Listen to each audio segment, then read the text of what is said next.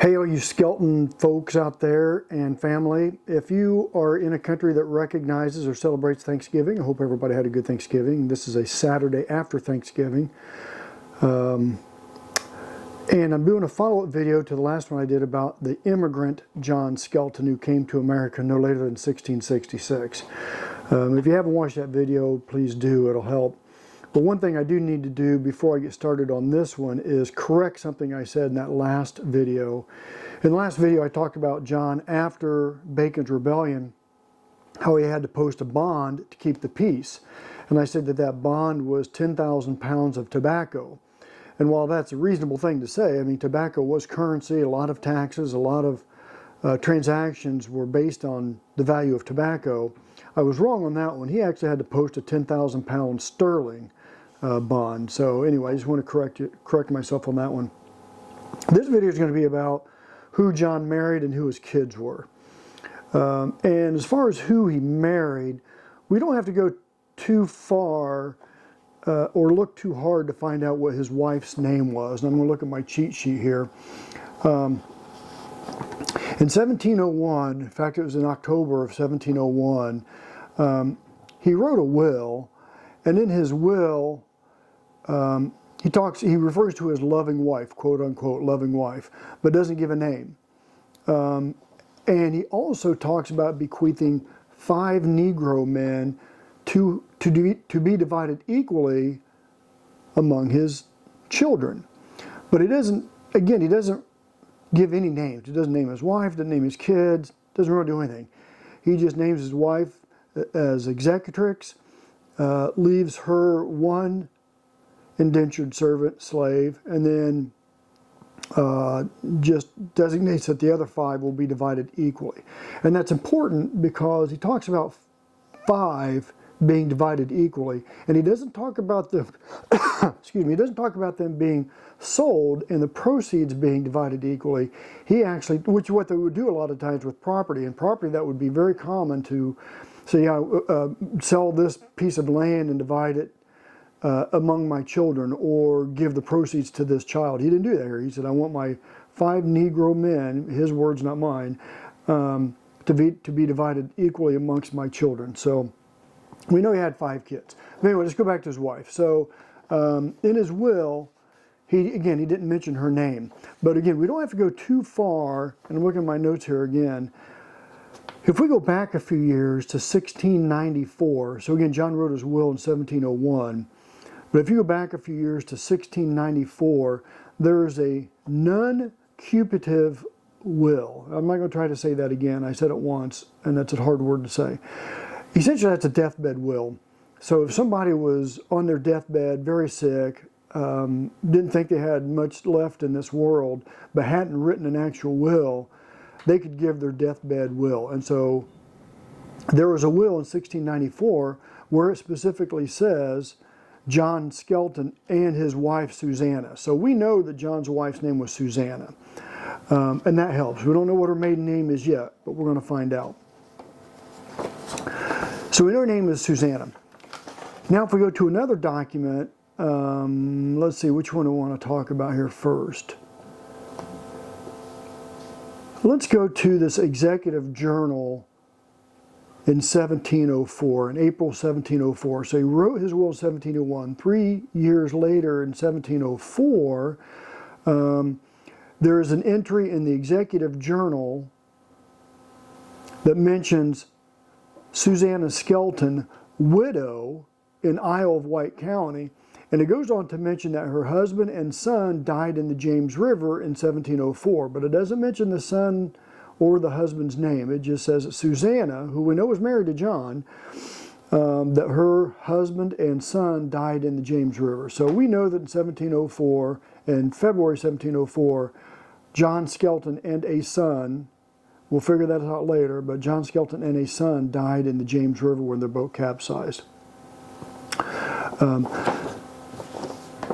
And then we go on to, let's see what I want to do next.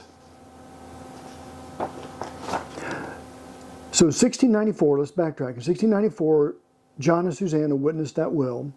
1701, John wrote his will but didn't mention any names. And then in 1704, there's an executive journal entry that says Susanna, widow, and mentioned that her husband and son died. So we know that by 1704, John and one of the sons is dead. Susanna's a widow.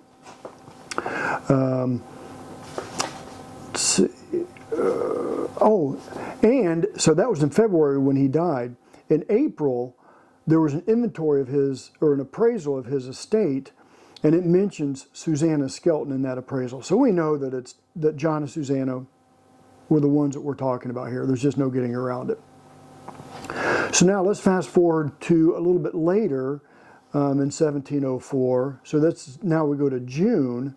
Susanna Skelton, widow, it mentions that, filed a deed of gift, and that's exactly what it says it is. It's just a deed of gift, and in other words, it's not a will. A will would be something that happens upon somebody's death. A deed of gift is I'm giving it to you now, or I'm designating it to you now,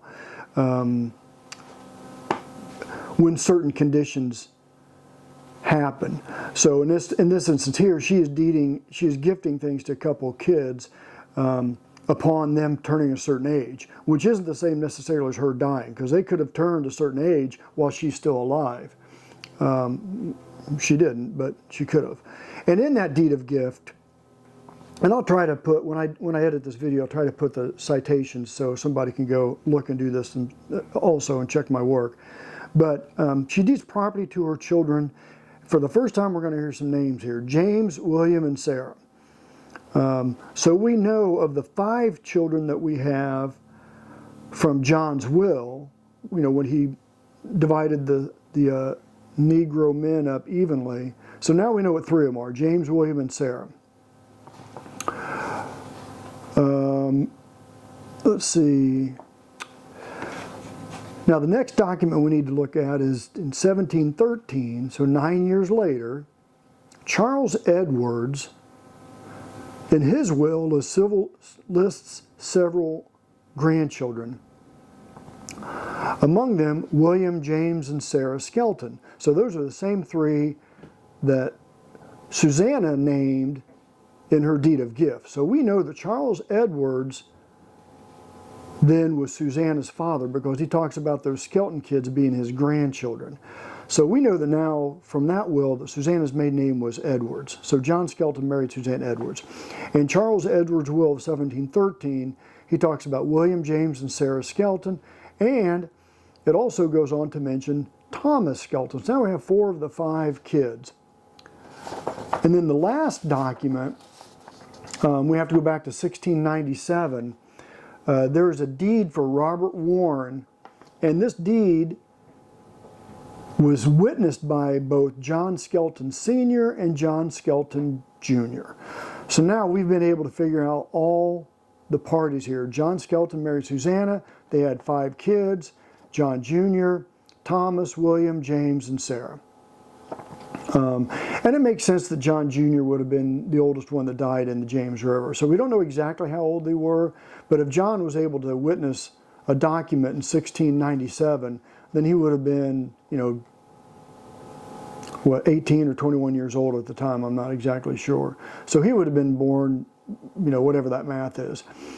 So that is